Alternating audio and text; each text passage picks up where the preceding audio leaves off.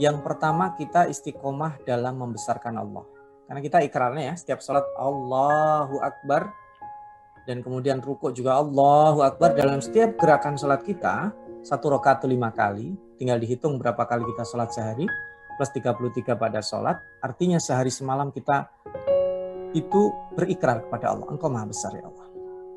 Pada saat masalah yang kita hadapi, kita nggak give up. Kenapa? Allah yang besar. Pada saat kita mendapat jabatan, Allah Maha Besar. Jangan sampai aku zalim. Pada saat kita mendapatkan nikmat, kekayaan materi, kekayaan non-materi, ilmu, jangkauan, network, dan sebagainya, Allah tetap Maha Besar.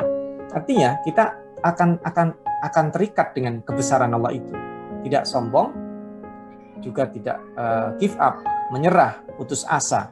Dan itu tidak mudah dan juga sebenarnya juga tidak berat kalau kita biasakan.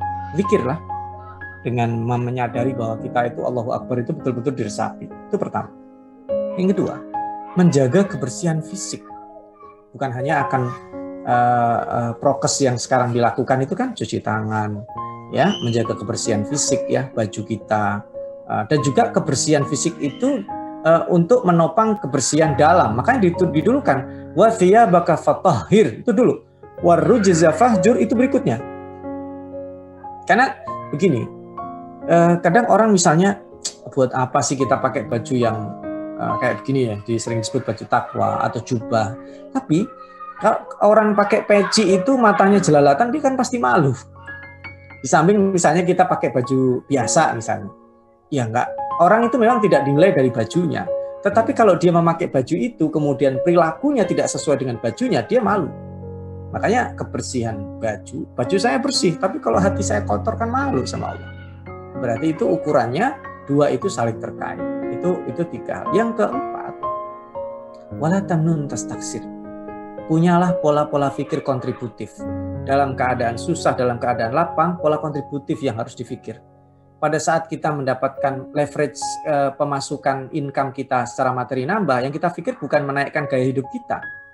Bagaimana kita rise up. Karena kita itu disuruh oleh Allah itu how to share and share more. Bagaimana kita memberi dan memberi lagi. Aqimus sholat, dirikan sholat bukan kemudian kumpulkan harta, enggak, langsung wa'atuz zakah. Kita dididik Allah bukan how to collect money, tapi how to share, how to give. Orang yang dididik untuk memberi, berarti secara otomatis ada pelajaran yang terlewat bagaimana cara mengumpulkan. Tapi kalau orang dididik cara mengumpulkan, dia tidak akan kepikir cara membagikan. Nah, ini wala tamnun tastaksir itu keikhlasan dan sekaligus bagaimana kita memiliki pola-pola pikir kontributif, bukan eksploitatif. Dan yang terakhir, wasbir. Kesabaran itu diidentikan defensif, padahal kesabaran itu progresif. Survival mentality itu bukan pada saat mendapatkan musibah, cacian, makian, tapi juga ketika mendapat tawaran jabatan. Nabi Yusuf ketika ditawari jabatan, dia fokus memulihkan nama baiknya. Irji ila rabbik, kembali kepada Tuhan. Fas'alhu ma balun niswatil lati qatta'na aydiyahum. Ini saya masuk penjara, saksi ahli mengatakan saya bebas, kemudian saya masuk penjara tanpa didampingi lawyer, tanpa proses pengadilan, tanpa vonis berapa tahun lamanya, saya nggak jelas ini nasib saya, pulihkan dulu nama baik saya. Baru kemudian ditawari jabatan, dan beliau pun menawar, oh enggak mau saya jadi penasehat. Ladaina makinun amin, enggak.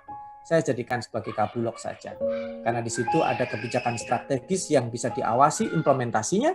Dari situ beliau menjadi menteri, dari menteri menjadi menteri teladan, dari menteri teladan menjadi perdana menteri atau raja muda. Luar biasa. Artinya 5 hal yang tadi Allah pesan di awal Al-Mudaththir itu mencukupkan kita pada ancaman tentang neraka, jatuhnya kita kebangkrutan di akhirat, dan terakhir kita akan dikunci oleh Allah tadi itu huwa ahlut taqwa wa ahlul maghfirah. Kita bisa mencapai ketakwaan dan kesalahan-kesalahan yang kita lakukan insya Allah akan diampuni oleh Allah. Saya kira itu. Wallahu a'lam.